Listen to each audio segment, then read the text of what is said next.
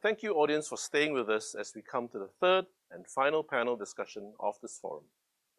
For this session, again, please allow me to introduce the panel. President of the EU Chamber of Commerce in Singapore, also known as Eurocham, Federico Donato. Group President and CEO of Blue Aqua International, a sustainable and environmentally friendly aquaculture solutions provider, Dr. Fashan Shisha-Shen. Founder and CEO of the Medical Concierge Group, a one-stop medical concierge service, Daniel Chu. And last but definitely not the least, we have RHT Law Asia partner and head of Consumer Brands Industry Group, Rizvi Woon. Moderating this final panel is Victor Tay, CEO of the China-ASEAN Business Alliance. Concurrently, Victor is also the CEO of Global Catalyst Advisory and MD of Stout Investment Banking, which is ranked first by Refinitiv in the US and second globally. Victor is based out of Stout Singapore office, focusing on Southeast Asia. The topic is moving the needle for a sustainable future in ASEAN. Can ASEAN leverage on the lessons from the EU, as well as its unique collaborative relationship within the region to drive the sustainability agenda in Asia? Over to you, Victor.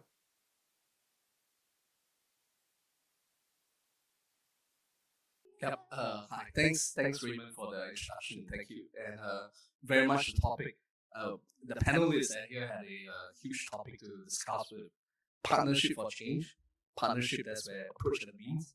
Moving the needle, I think that's where we're looking at what are the challenges, what are the issues, what are the catalysts that will then move us towards a sustainable future, and the target region, ASEAN, which is the Southeast Asia nations, right? So to recap over COP26, I think what we had done there was extension over the declaration of the Paris Protocol target. We actually highlighted how we need to stay below 1.5 degrees for global warming. But as it is, I think we see a business as usual now. By 2021, we probably 1.2 degrees are higher in temperature. And by 2100, we are 2.7 degrees. And I think solution was in need. So COP26, we see there are quite a few outcomes and declarations there.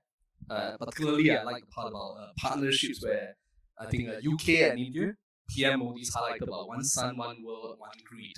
Very much, I think we're one people, right? One earth that we actually protect, and therefore they look at, because a different region has different sun, a different solar yield and everything, so therefore they pipe to one grid. So that's partnership. We see where there are, for instance, introduction of mandatory climate-related company disclosure. UK is looking at that, and that's very much on regulations.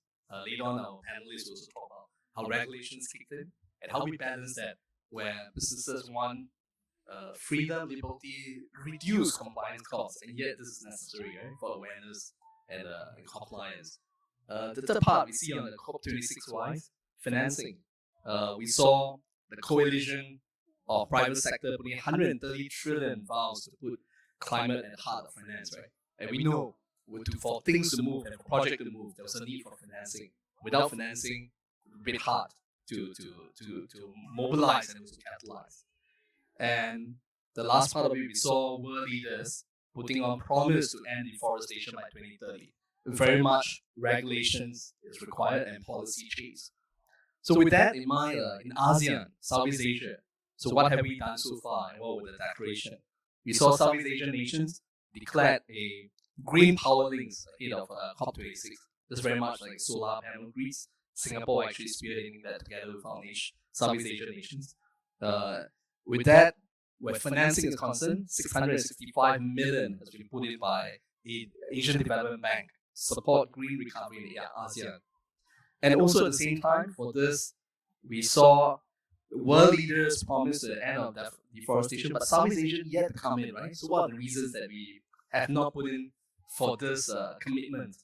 And there is a report that ASEAN risks losing 35% of GDP by 2050 if we don't actually scale up in terms of climate change, right? And at the end of it, we saw EU was supporting our green economic recovery in ASEAN, and that's why within us today, we had also the president of EU Chamber of Commerce who is here to allow us to look at these issues and also to be able to compare EU experience and so that we know how ASEAN can move about. So for today's discussion, very much you could see it's quite complex.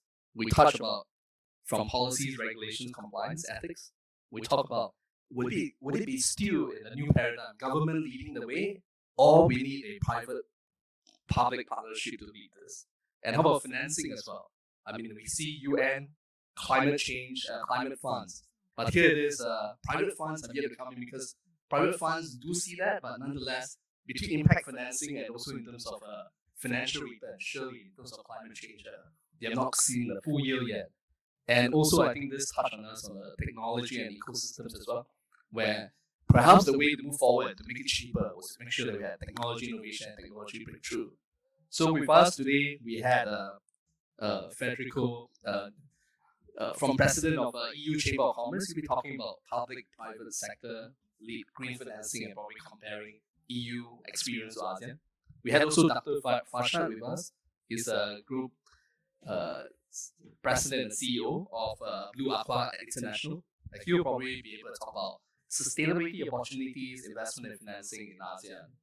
And we had Daniel Chu as well. Daniel is the founder and CEO of the Medical Concept Group. Very much he'll be talking about from sectoral point of view, industry adoption, sustainability, and also in terms of Indonesia and how Southeast Asia is adopting. And anchoring this, Rizwi, who's the head of Consumer Brands Industry Group and Intellectual Property Practice of RHD Law. He'll be talking about how maybe some of these areas that could actually have strengthened policies, regulations, compliance, or maybe even ethics that could be also slightly controversial as well. Right? So with this as a backdrop, let me then move towards the first discussion on then what are the opportunities within ASEAN? Are there areas that we can actually do more? And what are the bright sparks, right? So let us ask Dr. Farshad, who is actually running a aquaculture, agriculture part of this. Dr. Farshad. Good afternoon and thank you. Directly go to the point is, I believe that COVID give us a very great lesson in terms of the understanding that what are the key and important, points in, human being life. Is it technology so important? Is it, food and food security is important? Is it health is important?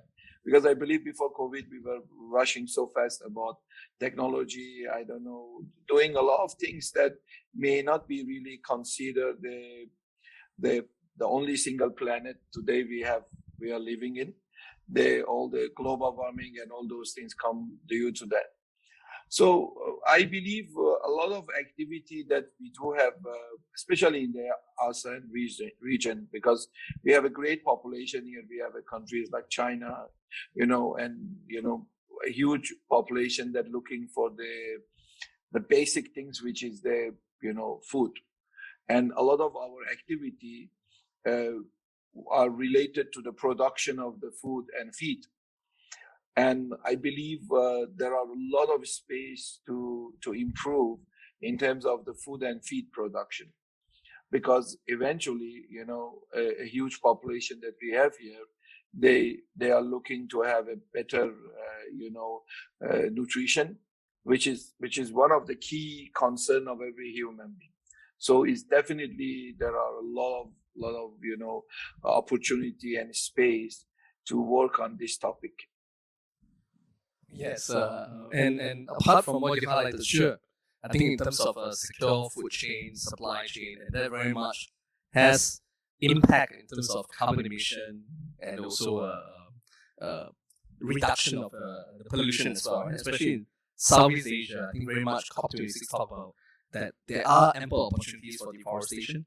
Would you have a few other showcases that Dr. Farshad that you can think about apart from these areas, right, on agriculture, feed, etc., that we can also then later on expand towards Daniel, who will then talk about from Indonesian angle. Yeah, Dr. Farshad. Yeah, of course. I mean, like you say like deforestation, all these things we are doing because for the business expansion.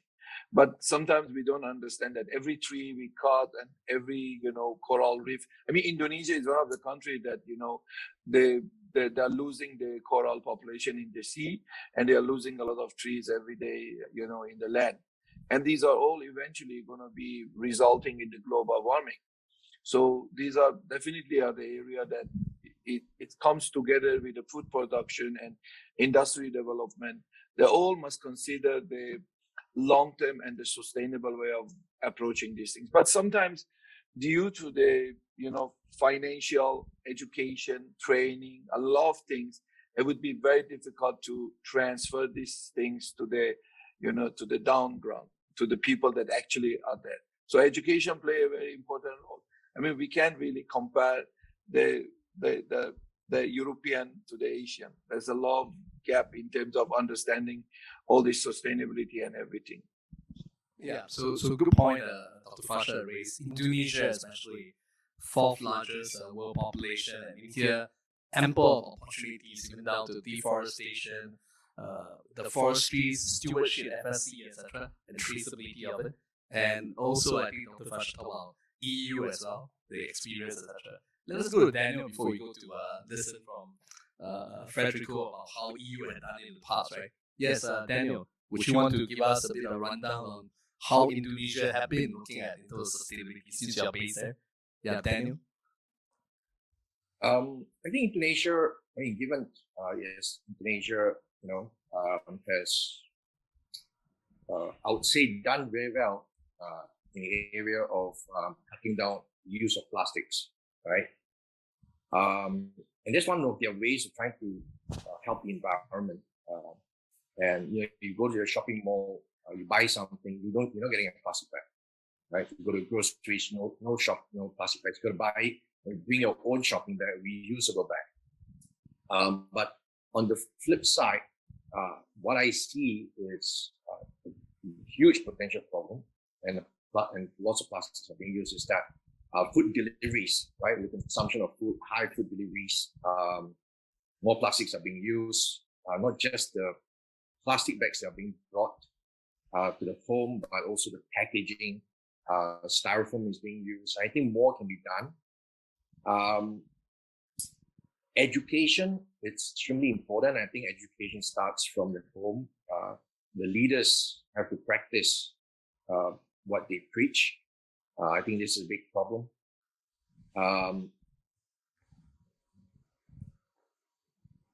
Countries are asking for support, financial support in green energy, etc. But they put a lot of obstacles in front of companies that want to come in the country. I think if the government, together with the private sector, can come together and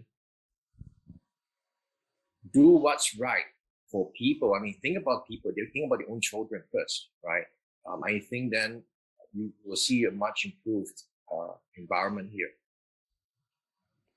Okay, so thanks. So we see Daniel in his Indonesian costume, a batik, a traditional batik wear, and here is highlighting that plastic, right? So we have seen a lot of restriction on using of plastic, and plastic very much contaminates. It takes thousands of years before it can even disintegrate, right? So in this case, it's definitely toxic and harmful. But that's only just a very preemptive way of doing it. I think a lot more have been asked about in Southeast Asia. Can we do more? And especially in Indonesia, a lot have been highlighted about slash and burn practices when it comes to deforestation, and because there was lack of capital investment, and hence I think many of the smallholder farmers have been doing that. Daniel, would you have any other comments on those part of deforestation? And especially, I think we saw a few years ago, the Swedish Sovereign Fund actually looks at it and say, wow, if this part of the world have done things in the palm oil in such an unsustainable way, they probably will pull out the funds, right? Any thoughts or any news on what Indonesians are doing in this angle? I think it's very easy to point a finger and put the blame on them. Now the question is, who is helping them, right? I know of several Singapore companies who've been trying to enter Indonesia to bring green energy to support Indonesia solutions that can convert waste into energy. But The challenge is to go through the hoops and hurdles in terms of regulatory, setting up the company, finding a reliable partner,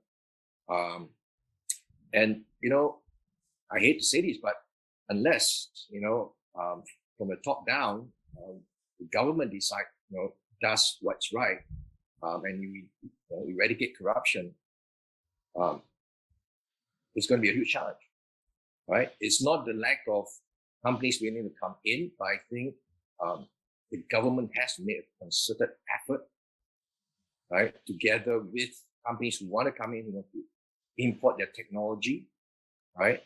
And there's going to be a lot of investments, right, from these companies, and they want the government to support them. So, in my opinion, it all starts with the government, and it's a huge challenge because every 4 years, every 2 terms, a new government comes in, new policies change, right? Again, slash and burn, is Indonesia entirely at fault?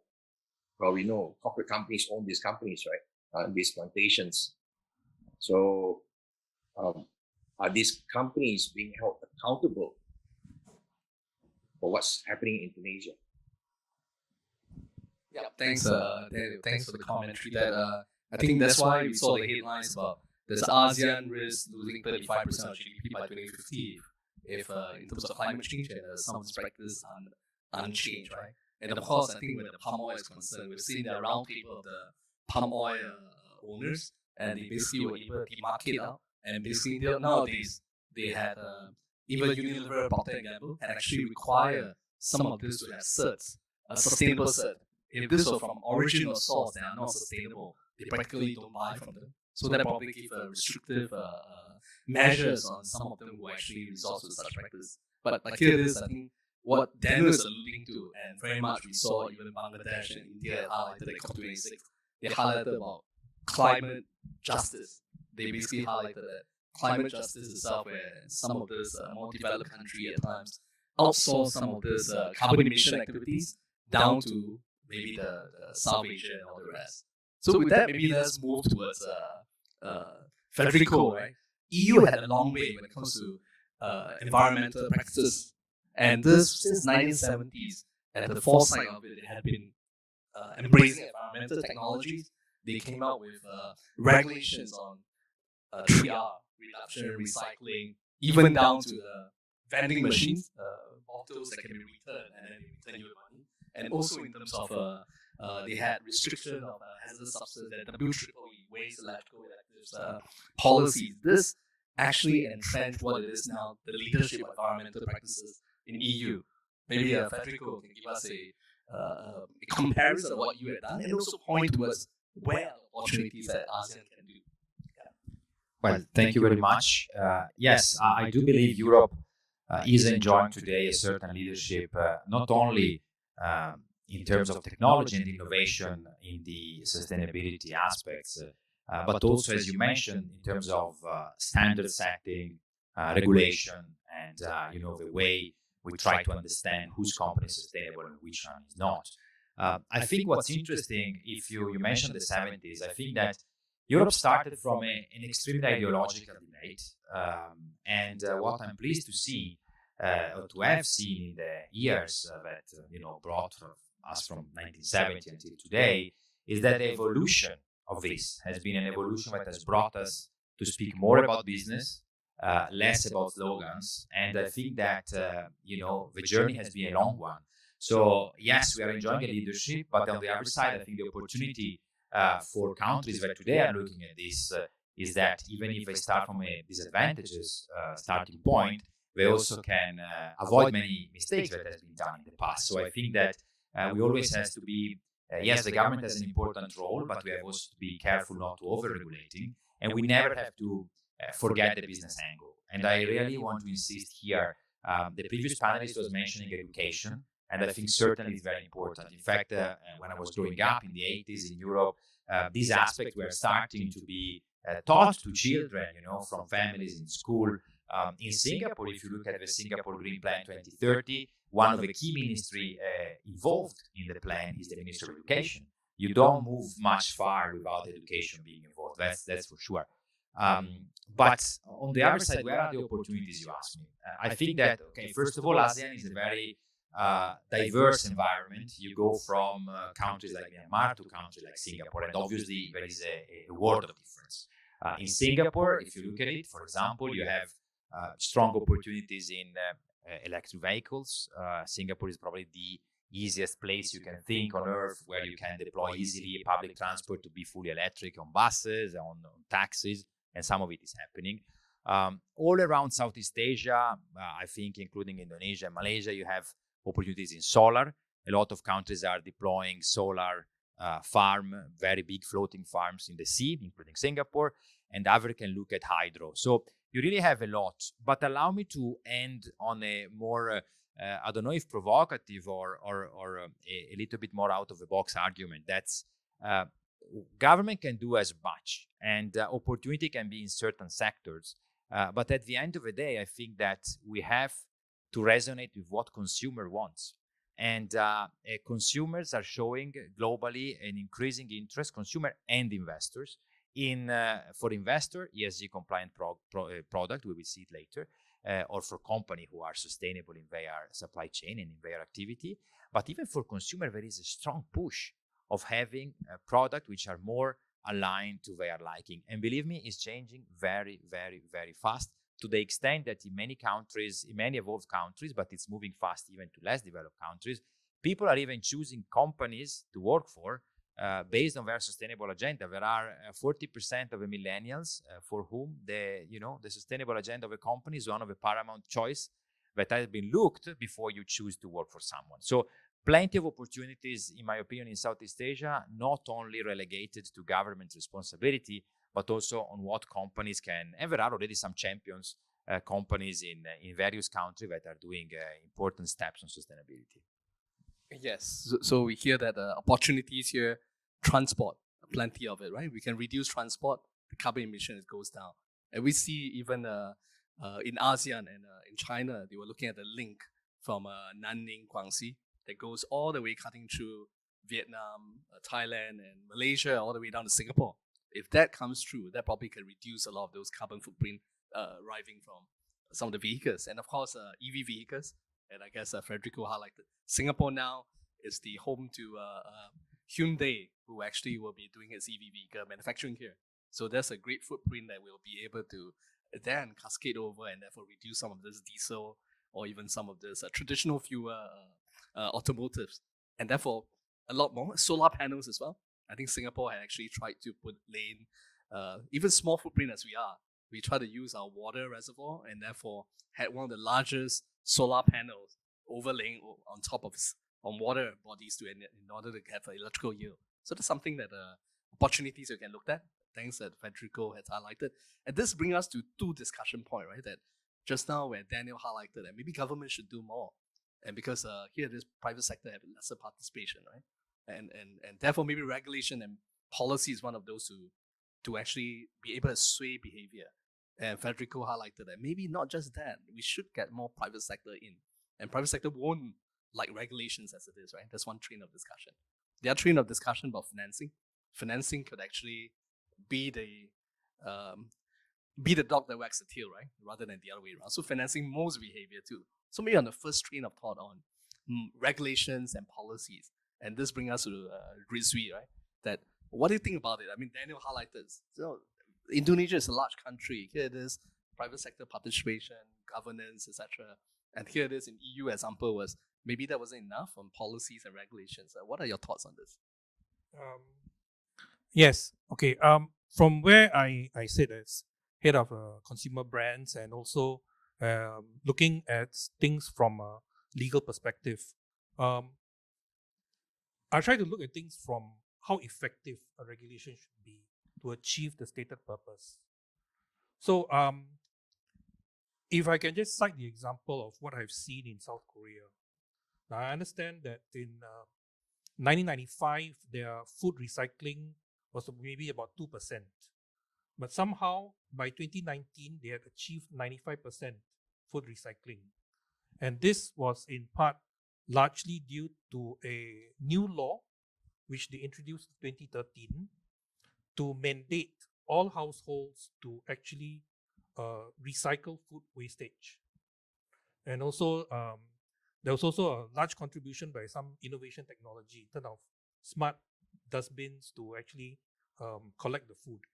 But I think that is a very good example of how you can actually shape conduct, influence people to actually follow a certain course of action to achieve a stated objective.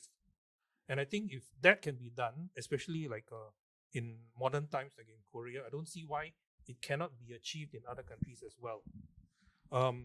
Even now, for example, like Singapore, I think this year, we introduced this concept of mandatory packaging reporting. Right? I believe the purpose is actually to shape the thinking and the conduct of retailers and small businesses to actually be more aware of the amount of packaging waste, plastics, paper, polystyrene, all those materials, right? Shape their thinking is how to actually reduce the amount put in circulation and to maybe rely more on recycling. I'm actually glad to see that all of these steps are being taken by the various governments to actually shape the conduct. But if you ask me, I would say that these are instances where regulation can actually shape the way you have an intended objective and hopefully help to achieve a more environmentally friendly region. Yes, I think you hear it from Rizvi that the Korean example and a few others, right, accelerate the entire environmental adoption and protection. Food recycling, and immediately Korea, 95% adoption rate. Great, right? And I guess Singapore has been through the process in the past of, in terms of legislation over how we should recycle, or maybe how we should put things in a bin, if not, etc. So from fine, etc., they evolve us to be. And so there are regulations that does it, or there are ways to use incentives. So maybe let us talk at incentives, right? Later on, we'll come back and talk about policies, governance, and maybe even areas like plastic, how we can do it, etc. So later we'll come back to Rizvi on it. So the other train of thoughts about this was incentives, financial, right? Financial. Are there enough financial to motivate people? Daniel just now was saying that, yeah, but Indonesia, I mean, we're looking at a small farm hole, and these guys have no money to buy tractors. They have no electric saw. They don't have the resources. They're only one whole family that actually in charge of whole hectares of land, and they have actually got to saw them down. And so with just ignition of a match, they solve the problem, right? So are there enough financing to help them in this case? And I guess let us come back to Dr. Farshad, right? Who is in sustainability, a practitioner here, and he's also an investor too. Are there enough sustainability funds, right? There have been a lot of them highlighting this were NGO funds, UN, climate financing, and private sector was slow to come in because the returns were not high. So Dr. Farshad, as a practitioner, as someone who also invests in sustainability, so what are your thoughts on this? Are there gaps in here? Thank you. Yes, definitely there is a gap, because when you look, you see, when you want to do the things that related to the sustainability and taking care of environment and all those, these always come with a cost. And not every business owners, they are willing to do that, because, number one is they don't see the benefit. That goes back to the earlier discussion about the education. And the second one goes back to what is the financial cost on that for the business owner. But I'd like to mention one very important point here also, like when you look at the South Asia, ASEAN countries, many of them, in the reality, they are a poor country. So when you go and even tell the government, support sustainability, support green approach, they may say they have much more, important agenda in their book. So these are become, when we compare to Singapore, even in Singapore as a, company that we have a lot of farming activity, doing a lot of things that we can really be green. I think still the policies are not there. The financial supports are not there. They are not yet clear, because sometimes the definition of the being a clean and green, being a sustainable, it's very, very different. Sometimes we do have meeting, a lot of, audience, they use the word of sustainability. So my first question always is that, how do you define it? What does it mean by that? Can you explain how you see the sustainability? Yes, we do have a certain, definition by UN, by UNDP and all those things. But sometimes in every market, there would be a different understanding. I just want to say very, very short, example of this, and I will pass again to you, Rita. Many years ago, because we are very famous in shrimp industry. Everywhere in the world, people know us very well. I never forgot, I was in Mexico, and there was one of my friend, he's a very, very famous gentleman in the, they call it like this, certification and all those things. So they came and say, they want to put Thai farmer, in a group that they are using a child labor. So in the US, they want to ban them of importing the product that come from Thailand, because Thai shrimp farmer, they are using children to work in the farm. And then what I say, I think you already, not really see the actual sense, because those Thai farmers, you see, they're using the children, actually they are their own kid, because in Thailand, the farms are so small, they're family owned.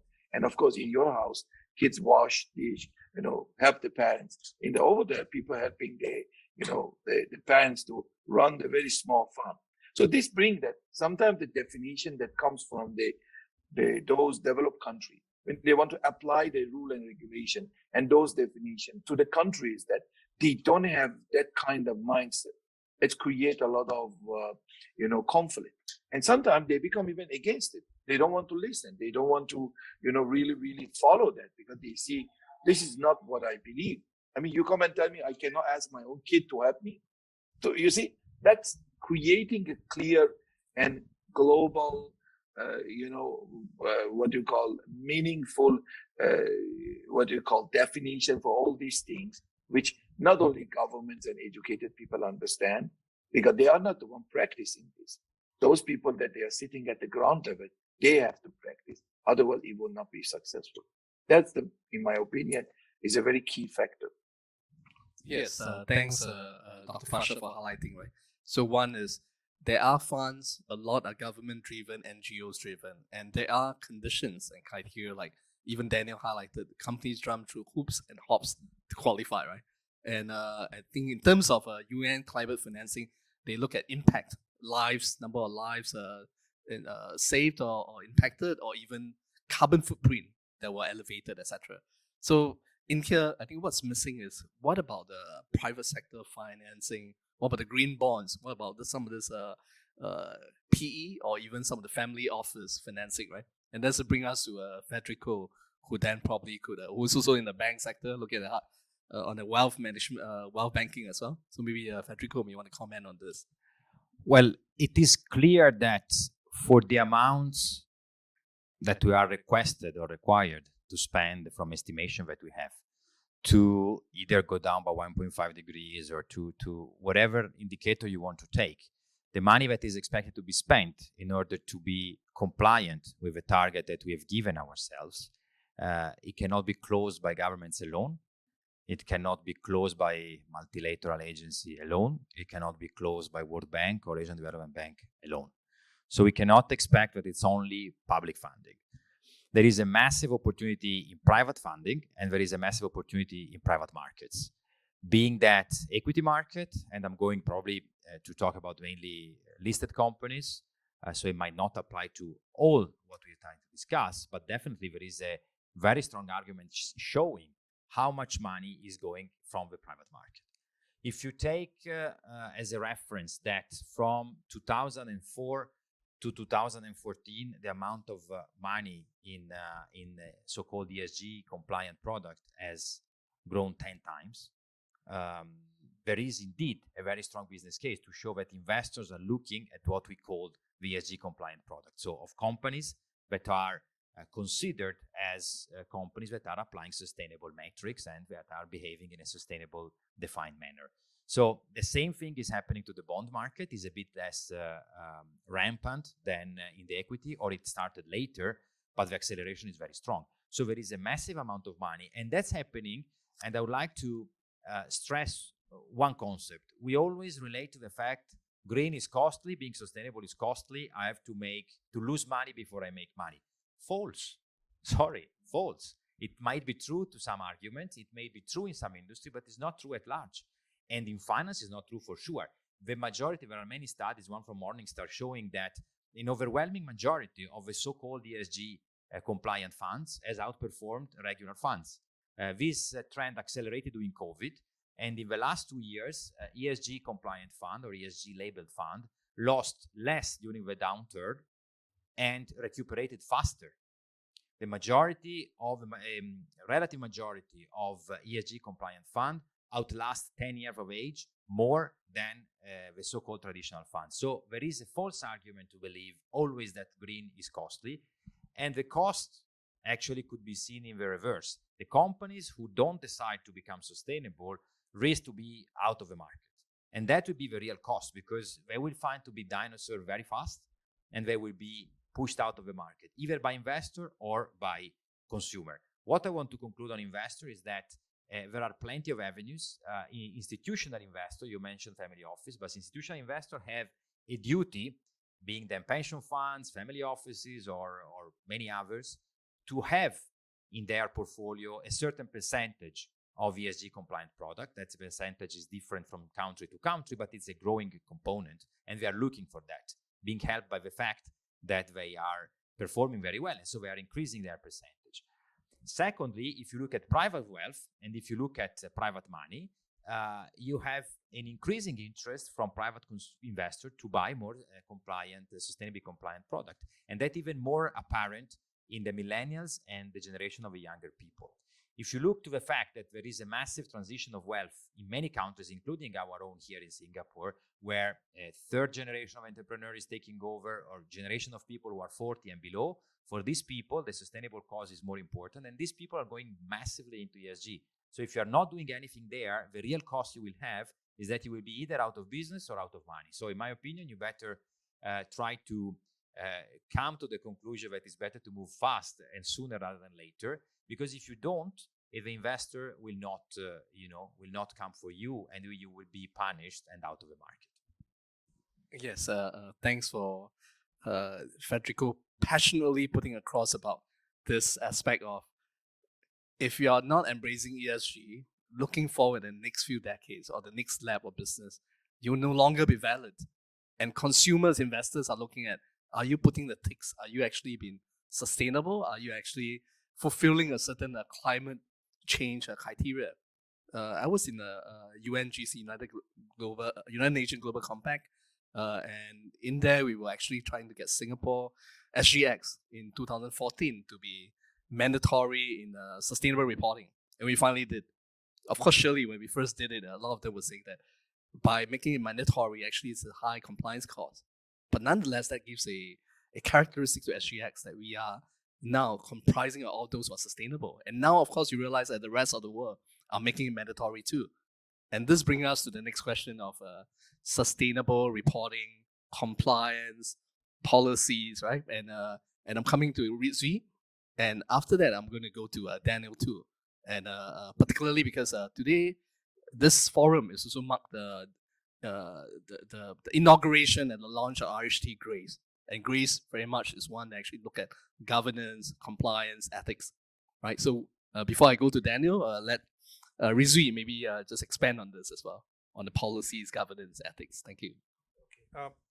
So before I actually proceed, I would actually like to reinforce what Federico just said about the appeal to the modern consumer of having a environmentally supportive or environmentally friendly line of business.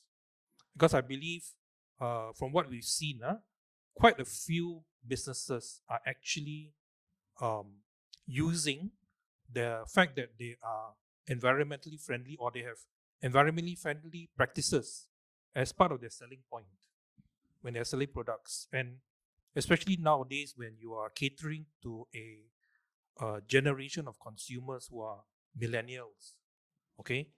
For some of them, this is actually a crucial selling point. I recently came across a market survey of consumers from the States. And they actually said that being environmentally friendly is one of the important factors they will actually look at when they consider whether or not to A, choose a supplier or a retailer, or even B, switching brands as when necessary because of their own preferences. So I think it's actually quite a very valid point to make. Okay, so in line with this, I think it's very heartening to see that sustainability reporting is actually part of the process of listed companies, like in Singapore, and I believe in other countries as well. They actually make it part of the reporting requirements of listed companies as what are the sustainability efforts they are actually putting into place. Now, I understand that it's not mandatory to have such practices, but it's mandatory to report whether or not you have such practices.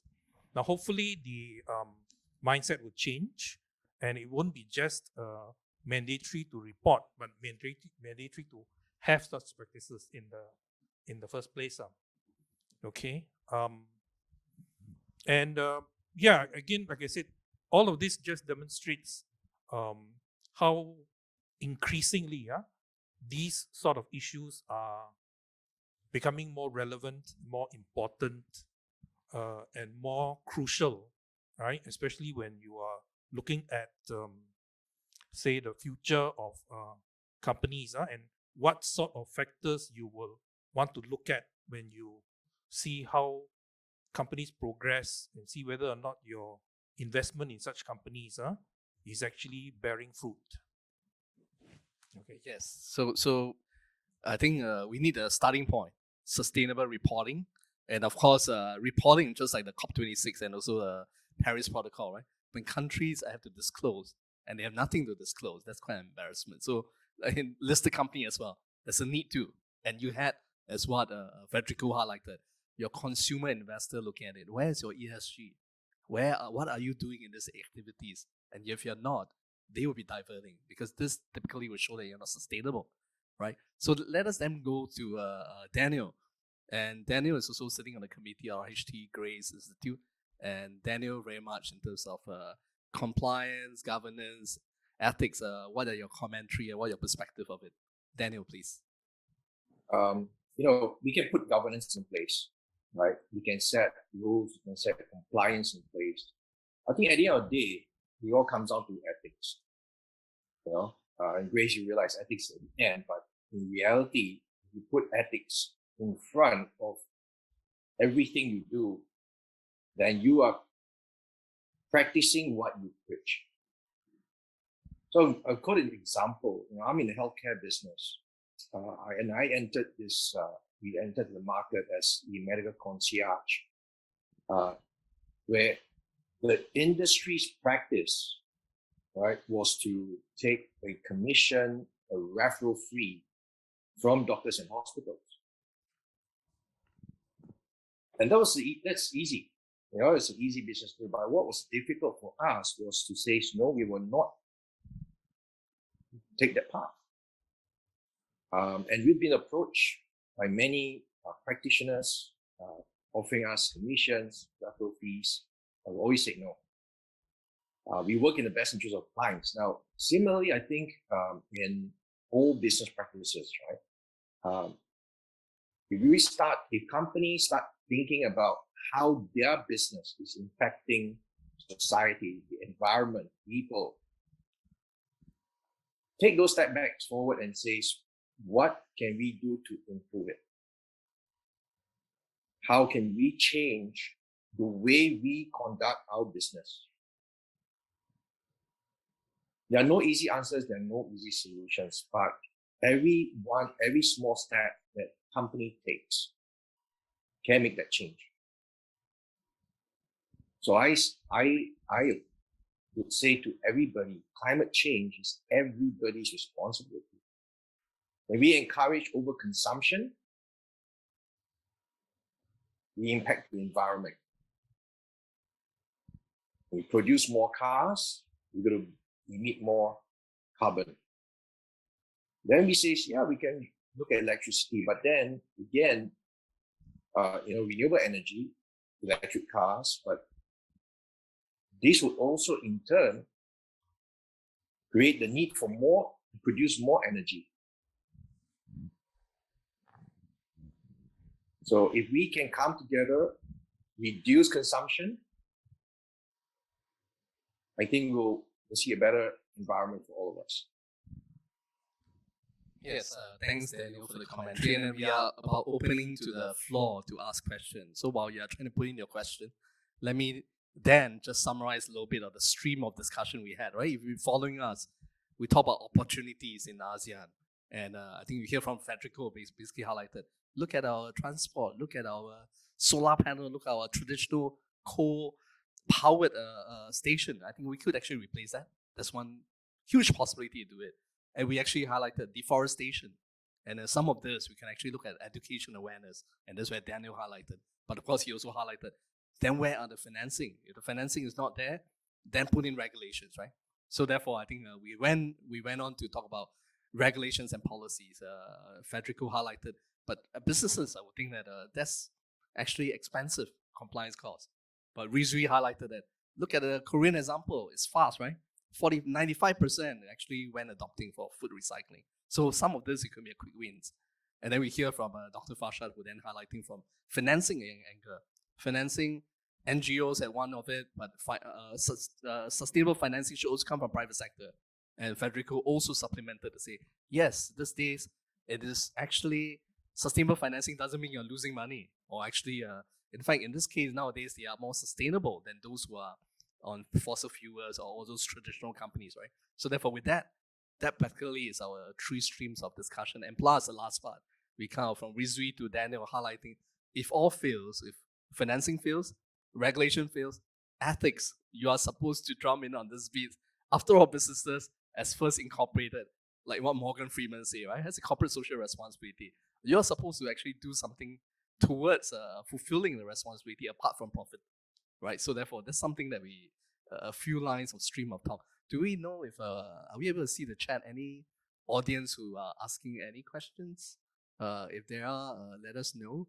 And if not, okay. Can I bring you an example that is very interesting of partnership that works between government and the economy? And I don't take a European example, so I'm trying to be very objective. In 2006, Governor of California, Arnold Schwarzenegger, passed a legislation, Global Warming Act. And the legislation was prescribing to, by 2020, to cut emission down to the level of 1990. 10 years later, so in 2016, California, which is a relevant example because it's the 7th biggest GDP in the world, 40 million people, in a country where the agenda, sustainable agenda, was never a priority. They had a Republican president back then, Republican governor, Schwarzenegger, in a democratic state, so the political arena was complicated. They passed a legislation. 10 years later, California had bigger growth than US, bigger GDP per capita, less emission per capita, and more energy efficiency. So that tells you that you can, and they achieve higher economic growth. So you can achieve higher economic growth, you can achieve to give jobs to people, and it doesn't mean that you go green and therefore you're losing money or for some reason you have to subsidize forever. So fast forward today, compared to California, we have much cheaper back in 2006. So it's true, less developed countries has less money, but it's also true that solar today costs a fraction of what solar costed 20 years ago. So you have more viable solution. So I think the conversation has to start from example where the California example is a powerful one because things can work hands in hands between government and people. Yes, that's a great example, right? Yes. something here. Yeah. You know, Dr. Faisal, Farshad, I agree with you. But what again I insist, I believe that, if you look at the South Asia, like you look at like Myanmar, you look at even Thailand, you look at even Indonesia. Indonesia has 17,000 islands. How to reach to those islands, how to really get the people that even they don't know how to read and write. I mean, example of California, yes, is for the developing countries is absolutely correct. I know, it's no question about it. But you see, I give you an example of Singapore. You see, in Singapore, tomorrow you come and put in the wet market a product that produced in a sustainable way, and you ask for a 50% higher or even 20% or 30% higher, and you put a local, imported product from Malaysia that does not have even any brand. I can assure you, majority of the market will go for the cheaper product. So even in Singapore, that we are very advanced. So I am a bit puzzled here how we can even bring a topic of sustainability to the countries that they don't have even infrastructure, they don't have even a road, they don't have even access to the basic education. You see, that will be basically the responsibility of the government to start from the higher angle, looking at the bigger picture. I mean, you go and tell the Indonesian islander that, okay, from tomorrow you don't use plastic. Okay. I mean, is that really solve the problem? No. The issues are much more bigger. You see, when you go and tell Indian or Chinese that don't use coal, then the point is here, they must have a replacement for that. I mean, he said, okay, I don't use. I mean, we are talking about solar power. Okay, for the past 3 years, I want to set up a solar power in my farm, in my operation in Singapore. The cost is more higher than if I use the grid power. You see, it is not always as beautiful looks as we assume. There are a lot of bumpy road down the reaching to the goal, and that is what sometimes we confuse. I mean, an example of a Thailand, child labor is a real story, and it's very difficult for a lot of people to understand that. What do you mean by that? So you go and educate that parents and say, oh, you're going to be penalized because you ask your kid use here, or you're going to get penalized because you are using a diesel in your farm. He said, okay, I don't use diesel. What else I have? So I believe the process, the direction is correct, but setting a goal and a timeline must be very realistic. And it must come with education, different options for the people, giving them the benefit of the doubts for the people that they don't know the things. Okay, I'm sorry, maybe I took too long. No, not at all. I think those are real practical issues, and I guess what Dr. Farshad highlighted is the commencement of any new journey is always difficult, right? And the Chinese had this saying that the commencement of a 10,000 journeys, right, it actually starts with the first step. So I guess in here he's saying it's difficult, it's challenging, it's expensive. So to this, before later on, I'll say what did China do in this area. Maybe let Federico to highlight in here. What do you think of the comment? No, I agree. My comment on California was saying that, was referring to the fact that the will is important because many developed countries didn't even do what they did. So I'm saying you have to start from a strong and deep commitment. But I agree with you, and the risk we are running today, unfortunately, we don't have a whole afternoon to debate about it, but the risk we have and where we have to strive is to see a convergence over time of what is required. Because I agree with you, it's unfair today to expect from country A the same as country C, that are at two totally different level of evolution. As much as is probably not completely, applicable for a financial institution to apply the same rule of financing of a company in a less developed country than in a very developed country when it comes to sustainability. So I share it with you. I think education plays a big part, but nevertheless, it doesn't hurt to start bringing on the agenda and start to ideally help company to transition to new form and to new technology. Yes, and I fully agree with what Dr. Farshad has said, and I draw example later on from one in Singapore, China, and later on Bangladesh. I was in Enterprise Singapore looking after environmental sector. That's 2005, and that was way ahead of time, like 16 years ago. And then we're talking about sustainable aircon and sustainable inverter aircon and inverter fridge. It was more expensive than a normal one. Nobody's want to buy and say, why am I spending money on it? Electricity is cheap.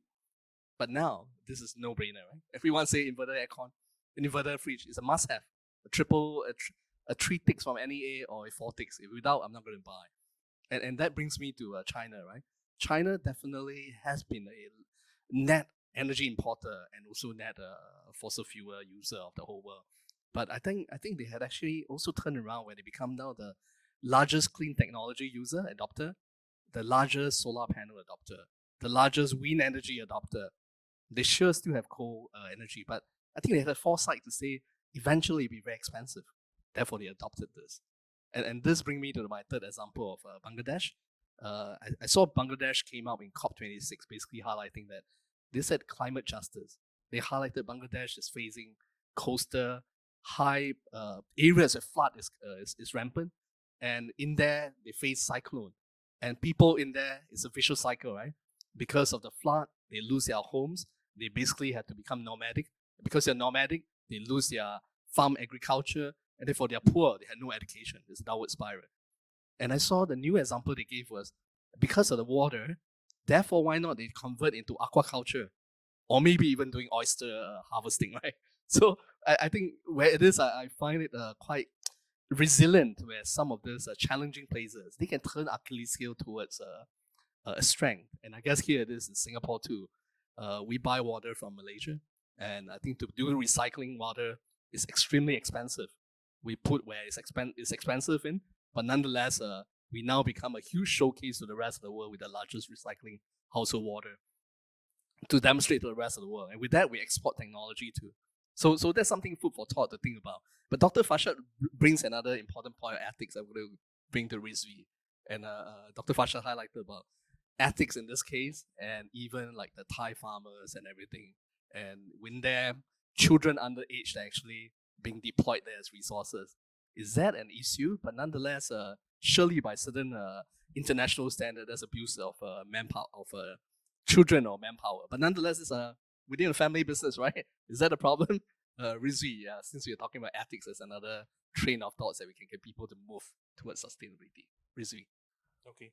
I think what Dr. Farshad said about education and awareness is actually quite key in this respect. Sometimes I believe you use the word, like you use like child abuse and all that, use that word, but sometimes it may be culture, it may be tradition that it doesn't appear to the, those families or that culture that is a form of abuse. It may be just something that has been always been done throughout, you see. And this is where, again, I come back to regulation, regulation and shaping conduct and all that. And then in a way, it can become like a tool for education, right? You make people aware, you make people realize that actually there is another better way of achieving the same end result, right? And then the regulation forces people to behave in a certain way. And after a while, when you ingrain the sort of thinking, then you realize actually there are always alternatives. And this is where I believe, as some of the examples that I've raised, this is where I believe that you can actually shape future conduct. And it may not be a solution for all the problems that are arisen, but it could provide a solution to some of the problems and to actually address some of these concerns that you talk about ethics, and at the same time maybe also see whether we can solve some of the problems relating to the environmental concerns.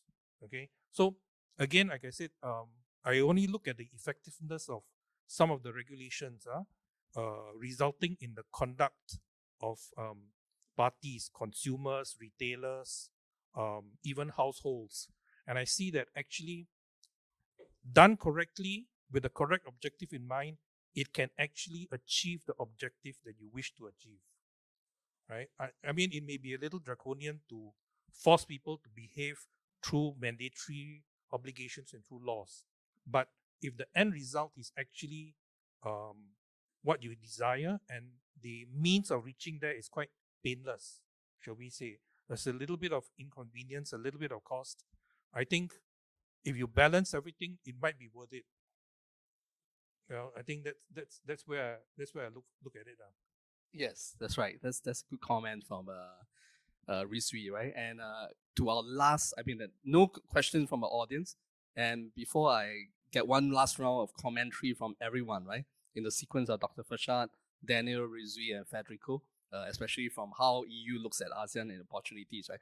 Let me then, before I go to everyone, and as everyone are thinking about how you want to summarize this, let me also give a bit of a summarizing of what we have discussed so far, right?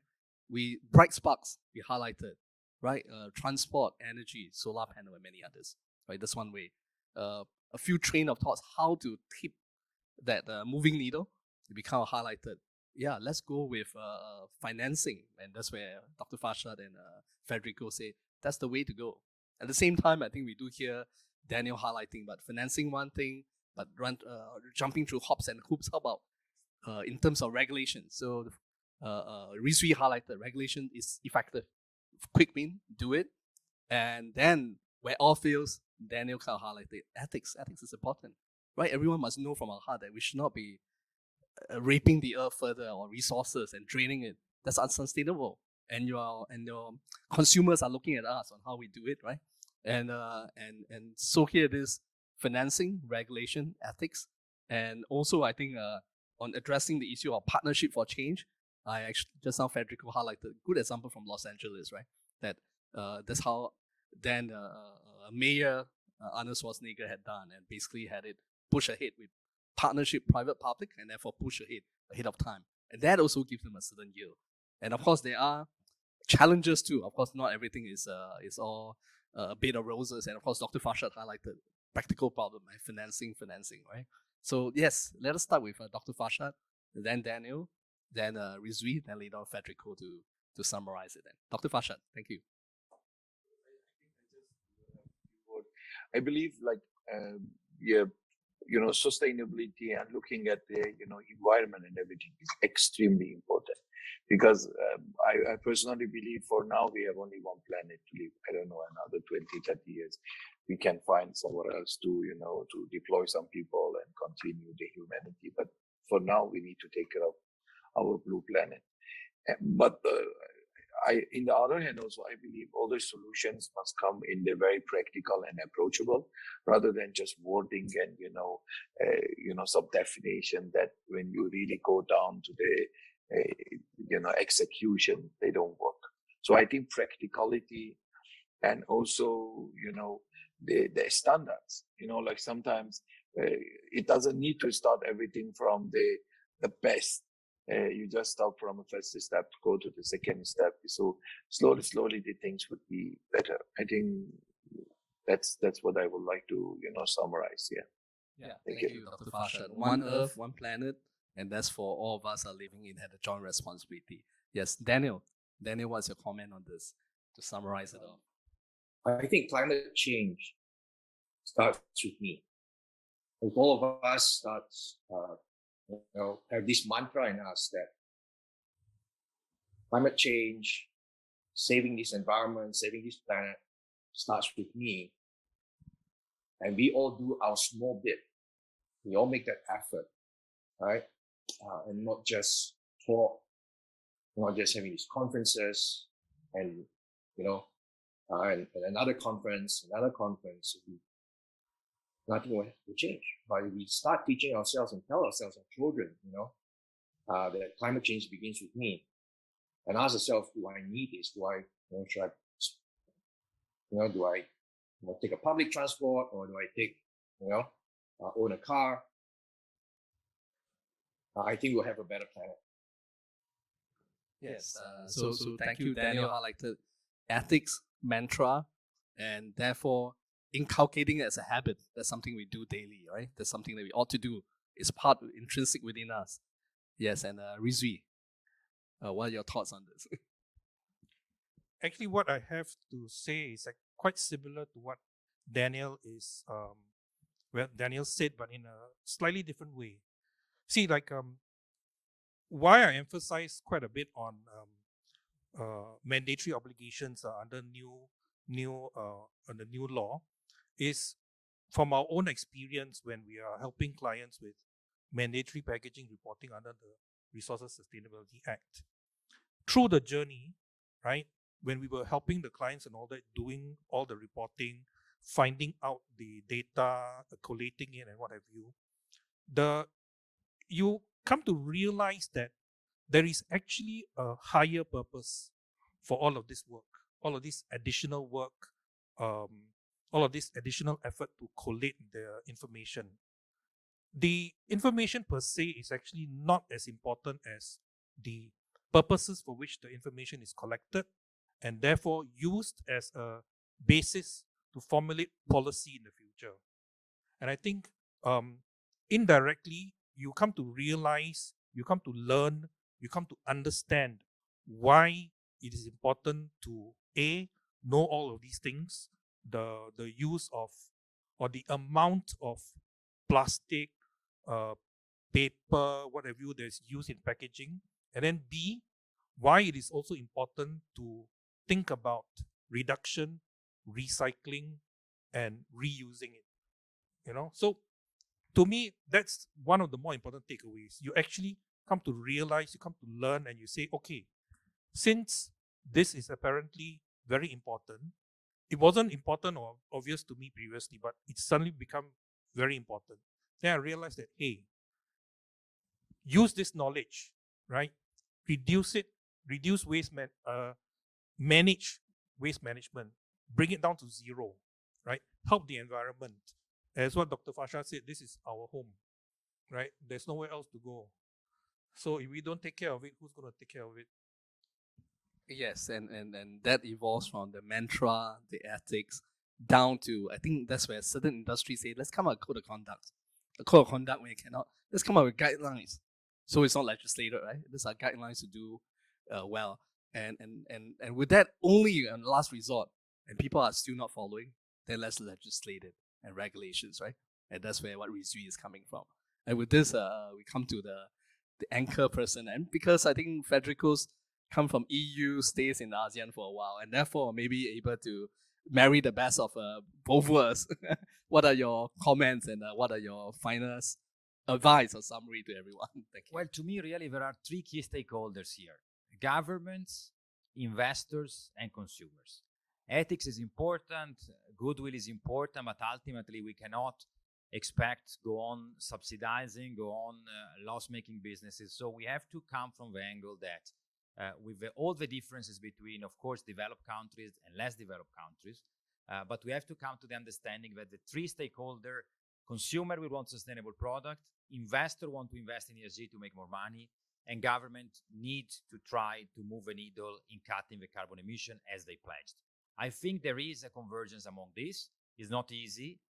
We need nuances and helping a transition in the less developed countries, but ultimately we are here to make sure that we progress forward, not as a dead cost, but as an opportunity to make business, to give jobs, and to make the sustainable business opportunity a viable one.